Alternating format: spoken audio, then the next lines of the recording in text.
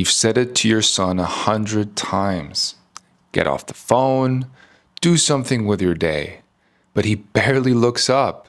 And then some man says the same thing once, and your son takes it like it came down off a mountain. If you've watched that happen, it probably stung. That's not really what's going on, though, and reading it that way sends you pushing in the wrong direction.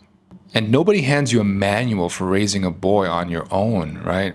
So I want to do two things here. First, what's going on in his head that makes the same words land so differently depending on who says them? And then, what you can do about it when there's no man around. I'm not a therapist. I was a kid you're worried about. The one who spent a whole year holed up in his room, always about to sort himself out tomorrow. I work with mothers of teenage sons now, and that's exactly why I can see what's going on with yours. Somewhere around 13 or 14, a question moves into the middle of a boy's head and sets up camp there. Some version of, what does it take to be a man, and have I got it in me? Here's what that does to anything you tell him. When you give him good advice, he hears that you love him. And he's right, you do. But love isn't what he's listening for right then. He's trying to work out how to be a man, and you, through no fault of your own, aren't an example of that. You could be the wisest person he knows. Doesn't matter. So your words land as care, and the real question stays wide open. Then a man says the same thing. Could be a man who's worse than you in every other way. Doesn't matter. It comes in as, this is a guy who's already where I'm trying to get to. Let me say that again, because it's the whole thing. It's not that he doesn't hear you. It's that he can't use it coming from you. Two mothers said a version of this to me on calls lately. One said, the boys need some testosterone in their life. This is how and why we're struggling. The other said, you're a man, you know the man mind better than I do. So does that mean there's nothing you can do? No, the opposite. Once you see what's really going on, you stop wasting energy on the part that was never going to work.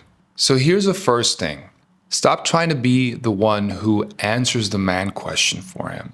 You are never going to win that, and the harder you push, the worse it goes. Your job is to help him get to it, not to be it. It doesn't have to be a stepdad or a mentor you don't have. It can be an uncle who takes him fishing, a coach, a scout leader, whatever. One decent man near the edge of his life who he gets to watch be a man. It can even be a man he respects on a screen or in a book, saying the things you've been saying. And if you don't have a man like that around, you're not the only one. That's a big part of why I built the school, and there's a free thing in there on getting a man's voice into his life without it turning into a lecture. Links in the description.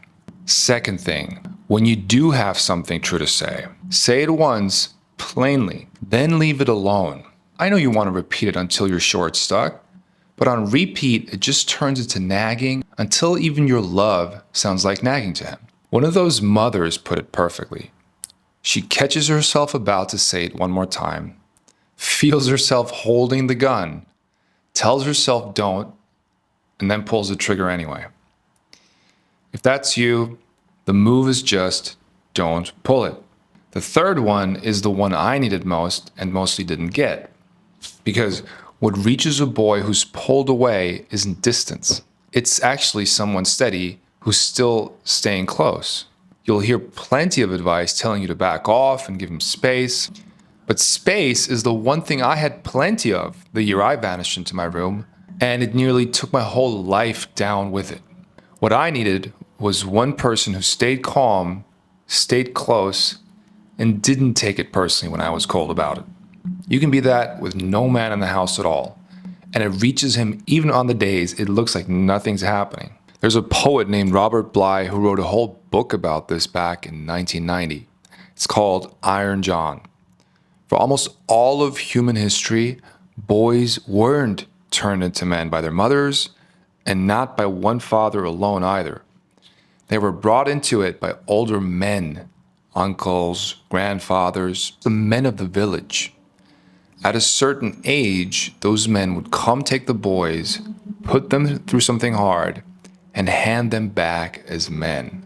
Modern society doesn't do this anymore, which is ironically one way in which it's not very modern, actually. When a boy grows up with no older men in his life, something in him stays unfinished, and he goes looking for it in worse places.